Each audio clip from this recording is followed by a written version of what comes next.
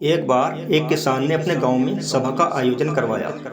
किसान ने महात्मा बुद्ध को सभा में आमंत्रित किया। महात्मा बुद्ध उस सभा के मुख्य अतिथि थे। महात्मा बुद्ध अपने शिष्यों के साथ सभा स्थल पर पहुंचे। सभा स्थल को भव्य तरीके से सजाया गया था। जब महात्मा बुद्ध सभा में पहुंचे तो गांव वालों ने महात्मा बुद्ध का भव्य स्वागत किया।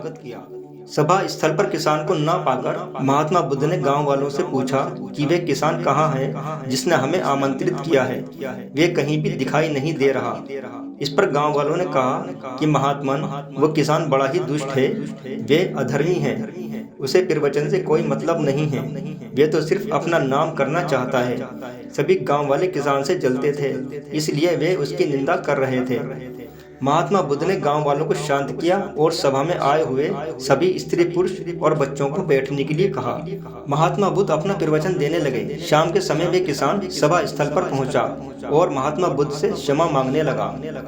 महात्मा बुद्ध ने उससे पूछा, वत्स, सभा का आयोजन करके तुम कहाँ चले गए थे? देखो, गांव वाले तुम्हें कितना याद कर रहे हैं। यह सुनकर गांव वालों की नजरें शर्म से नीचे झुक गईं। किसान ने हाथ जोड़ते हुए कहा, महात्मन, मुझे क्षमा करें, मुझे एक जरूरी काम आ गया था। महात्मा बुद्ध ने कहा कि प्रवचन सुनने से भी ज्यादा जरूरी कौन सा काम था?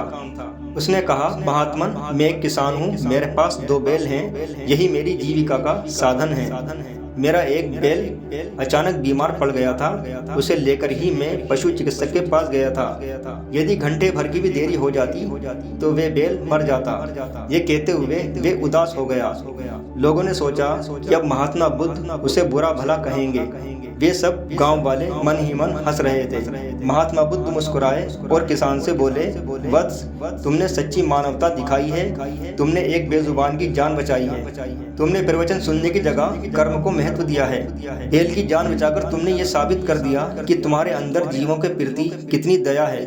तुम्हें अब मेरे प्रवचन की कोई आवश्यकता नहीं है। तुमने मेरी शिक्षा को सही ढंग से समझा है। यदि तुम बीमार बैल को चिकित्सक के पास ले जाने की जगह मेरे प्रवचन सुनने को प्राथमिकता देते तो शायद वे बैल मर चुका होता। तुमने वाकई सच्ची मानवता दिखाई है। यही मेरी शिक्षा भी है कि सब कुछ छोड़कर पहले प्राणी मात्र की रक्षा करो। किसी का जीवन बचाना ये महापुण्य का काम है। अब गांव वालों को भी महात्मा बुद्ध के प्रवचन का उद्देश्य समझ में आ चुका था।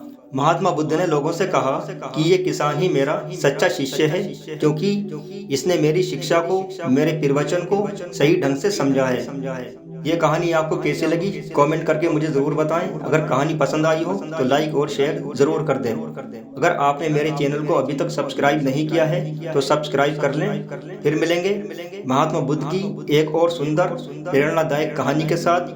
तब तक के लिए अपना ध्यान रखिए। धन्यवाद। जय हिंद।